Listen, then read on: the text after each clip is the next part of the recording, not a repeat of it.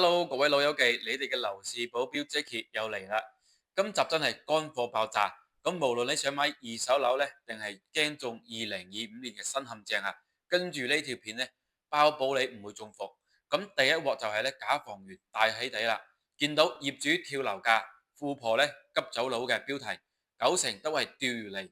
咁呢個呢，就係假房源啦，你喺線上睇到就會懵盛盛揾佢睇樓嘅，咁到咗之後呢，就會揾各種理由，咁例如同你講啦，業主臨時加價，或者呢個單位爭好多錢，需要你一次性咁俾錢嘅。跟住落嚟就會同你講，附近呢仲有一個樓盤，價格呢差唔多，配套呢更加之好，又送乜嘢乜嘢，講到天花龍鳳係嘛？咁有啲街坊山長水遠啊過到嚟，咁一搶嚟到，咁咪去睇下咯。但係我哋好多街坊係唔了解呢邊嘅一個市場情況，咁經紀呢唔會俾機會你去考慮咁多問題嘅，反正呢就瘋狂咁死濕你嘅頭，打亂呢你嘅思維同埋諗法啦，先氹你落搭。咁 Jackie 呢就教大家一個破解法啦，睇樓前呢先上不動產登記中心官網嗰度呢查查。記得喎，要最新鮮嘅產權資料啦。咁俾經紀代睇呢啲替死鬼樓盤呢，記得轉身就走。記住口訣喎，三唔睇下，價錢離地，圖片模糊，經紀吹水唔抹嘴嘅，通通都唔睇下，轉身就走。咁第二話，一屋多賣連環計啦。咁最新陰濕招呢，就係專呃大灣區返鄉客啦。咁同大家拆解一下。第一個就係咧，已經辦理咗房屋所有權變更手續，咁呢個時候咧係已經合法咁獲得咗房屋嘅所有權啦，房屋咧就歸呢位買家啦。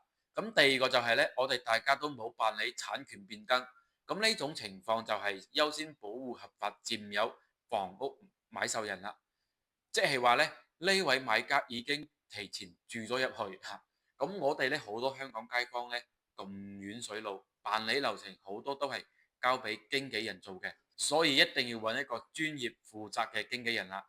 咁仲要咧確認間屋咧有冇人住，住嘅係租客定係咧咩人，係嘛？呢一點咧需要搞清楚啦。因為有時候睇樓會避開一個時間差啦，咁令到你咧以為冇人住嘅，所以可以問一問隔離鄰舍有冇人住喺呢度。咁第三個就係大家都冇登記，大家都冇入住呢個房屋啦。咁就要根據呢個公平原則或者係經濟原則嚟確定房屋嘅最終權屬於邊個啦。具體嚟講呢，就係扣房款支付情況啦，即係邊個俾嘅錢最多就優先俾邊個，或者係邊個先辦理呢個房貸，咁就屬於邊個啦。咁如果以上幾點呢都冇做嘅，咁就根據邊個先簽合同就係歸邊個啦。如果我哋遇到呢種情況啊，咁錢又俾咗，樓又收唔到喎。咁呢個時候咧，係可以要求買家咧退還所有錢財。咁二手樓咧交易嘅時候咧，時不時會遇到捲錢走佬嘅一啲情況啦。咁點樣去預防呢個賣家或者係經紀收錢走佬呢？咁我哋交易嘅時候咧，係可以同銀行咧申請一個監管帳戶嘅，可以交易完成或者係根據辦理進度嚟俾錢業主嘅。咁仲有一種情況就係咧一房多貸。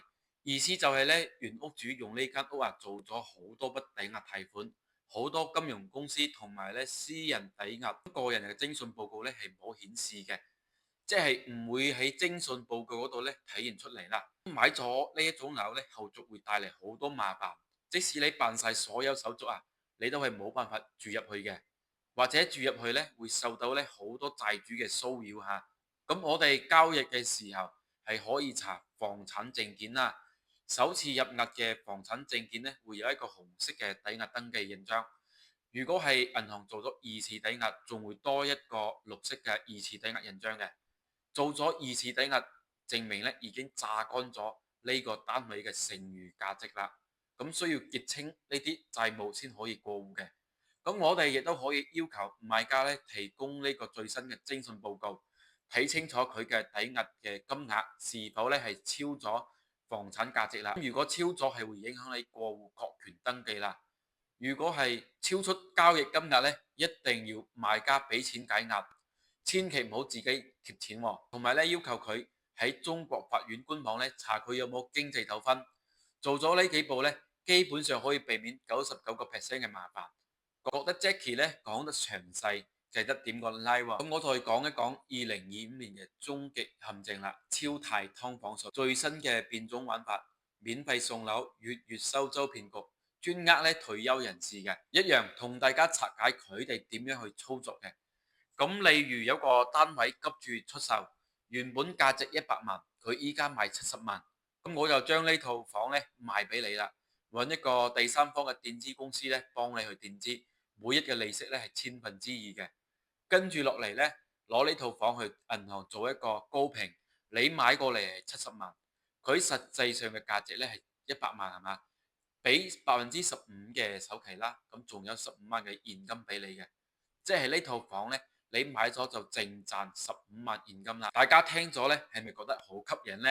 咁去盡啲，仲可以做一筆20-30萬嘅裝修貸俾你，仲有一啲更加過分嘅，就係過戶一間大陸嘅公司俾你，做翻啲假流水啊、假收入啊，咁即係做假帳簿啦，用嚟瞞天過海。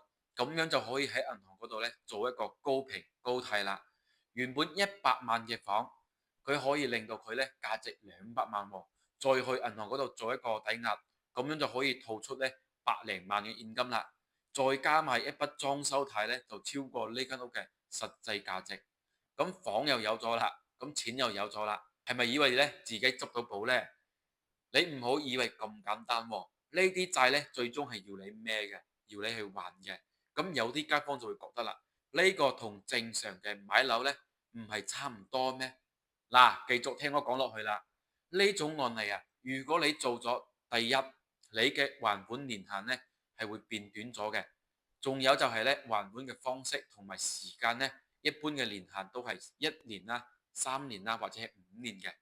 每個月咧都要俾高額嘅利息，到期之後咧你就要一次性咁還晒本金啦。咁大嗱嗱百幾萬喎，點樣去還呢？係咪？咁經紀咧會同你講，到期之後咧可以續簽嘅，但係銀行係需要重新評估你嘅價值，因為前面所有資料咧基本上都係假嘅，好大機率咧會拒絕你嘅簽約。仲有一種情況就係咧，面臨銀行咧中途收翻貸款嘅風險啦。咁到咗呢一步啊，就係離菩薩過河，自身難保嚇。咁講到呢度咧，有啲硬頸啲嘅街坊仲係會覺得其實幾好啊，到期時我還錢咪得咯。咁你唔中伏，邊個中伏呢？辦理嘅時候咧，會有好多套路嘅，利用你想揾着數嘅心理啦，收取高額嘅手續費。佢哋先收你一個定金啦，幾萬甚至十幾萬不等嘅。辦理嘅途中咧，會無中生有，話你嘅徵信唔得啊，你唔係內地人啊，反正咧就係雞蛋入邊咧揀骨頭啦，一句講晒，加錢處理。呢個時候咧，你已經俾套咗入去啦，想抽身咧冇辦法啦。咁除非你嗰10零萬定金咧唔要啦。咁樣就係哭都冇眼淚。咁呢一類型嘅案例係要扣住你嘅身份證啦，同埋一啲銀行卡嘅。如果你遇到一啲無良嘅經紀啊，分分鐘啊捲埋錢走佬嘅，咁而你呢，就會成為佢哋最合適嘅孭債人啦。最後呢，得到垃圾資產同埋一大筆嘅債務，最後醒多一個全城最 update 嘅凶宅出法俾大家。夜晚10點之後呢，去美團搜索你想要買嘅樓盤嘅地址。如果長期訂單冇記錄嘅話呢，你明㗎啦嚇。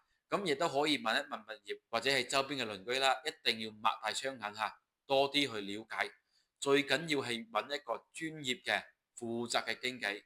如果遇上我以上講嘅案例啊，一定要及時抽身喎，唔好越踩越深。記得啦，如果你支持 Jackie 嘅話呢，記得撳爆分享掣嚇。我哋下集呢，繼續踢爆更多驚天黑幕。咁我哋下集再見啦，拜拜。